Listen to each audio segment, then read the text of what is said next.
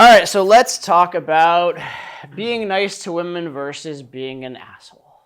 All right. And the first question I would ask you is like, what is being nice and what is being an asshole? All right, because a thing I like to keep in mind is that, let's say hypothetically, women do respond to certain asshole traits and asshole behaviors. Yeah, we can kind of agree that we see that occasionally. If you've ever seen my infield, it's borne out. So you have two options. One is do the things that are a bit polarizing and a bit inflammatory, maybe, that do get a woman's attention and are effective, or you can choose to not. You can choose to do the nice thing and whatnot. If you do the nice thing and the nice thing is boring, which it often is, then you're not giving the girl a really great choice, right? You're giving the girl a choice to either be bored with you and, be dry and unaroused and not turned on, etc., and not like the relationship, or to go with some guy who's an asshole, like an actual asshole, right? Who will not be good to her, who will not take care of her, who will probably cheat on her when it's a violation of their relationship contract, things like that, right?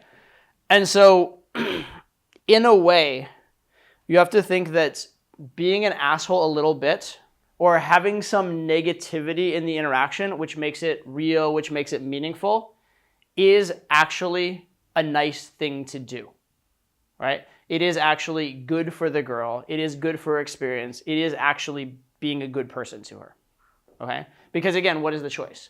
The choice is be with an actual asshole who's gonna not make her life better, or be with a guy that bores the shit out of her. And that's what if you talk to most girls, when they complain about men, that's what they complain about. They complain about that exact choice. Sometimes being mean is actually being nice, or sometimes not being nice 100% of the time is much more effective. And so I want to give you guys a metaphor, which is we've all been in school at some point in our lives, right? Everybody's attended school, everybody's had teachers or professors.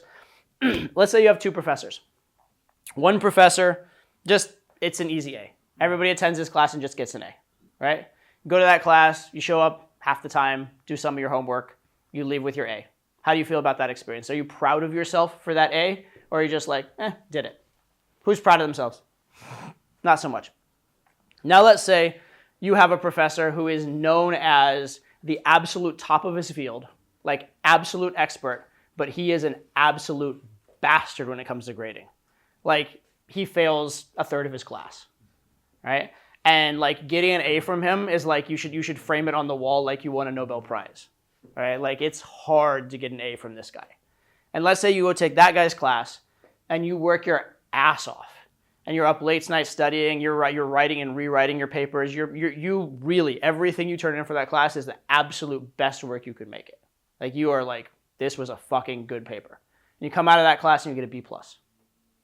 How do you feel about that B+? You proud of yourself?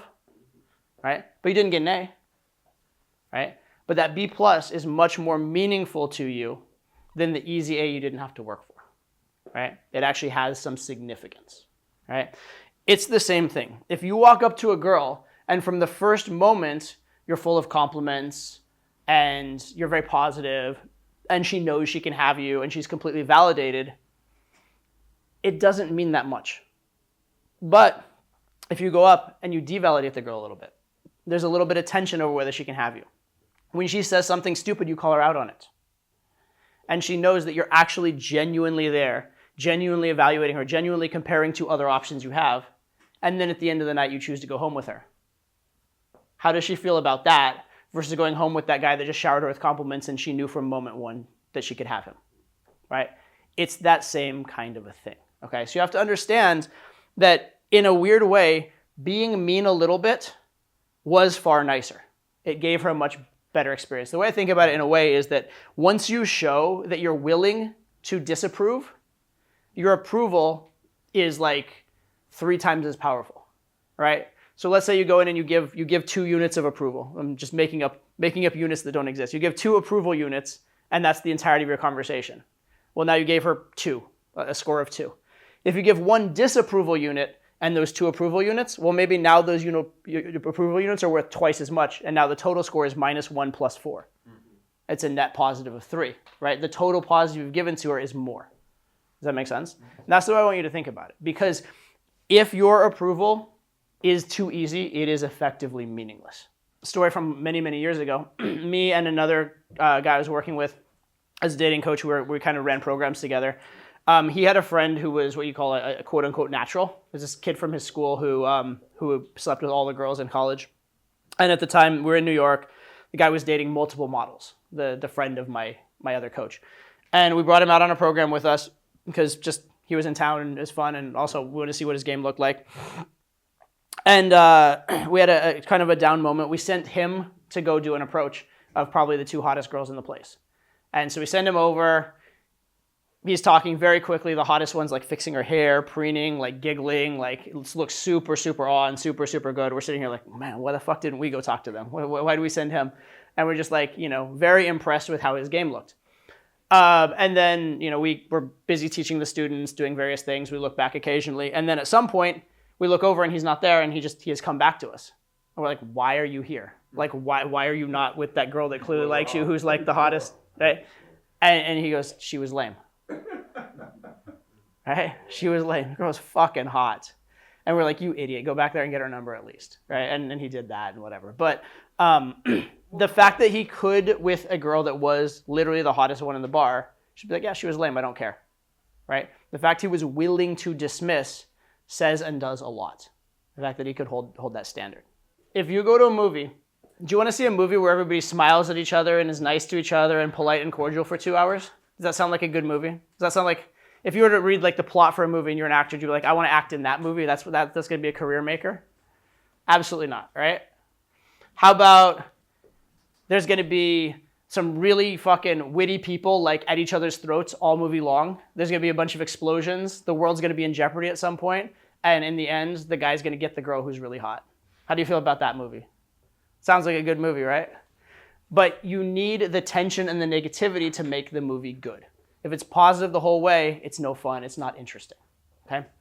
So I want you to have that in mind, right? Have that in mind that being nice and dull and boring, it makes sense logically that that's what a girl should want.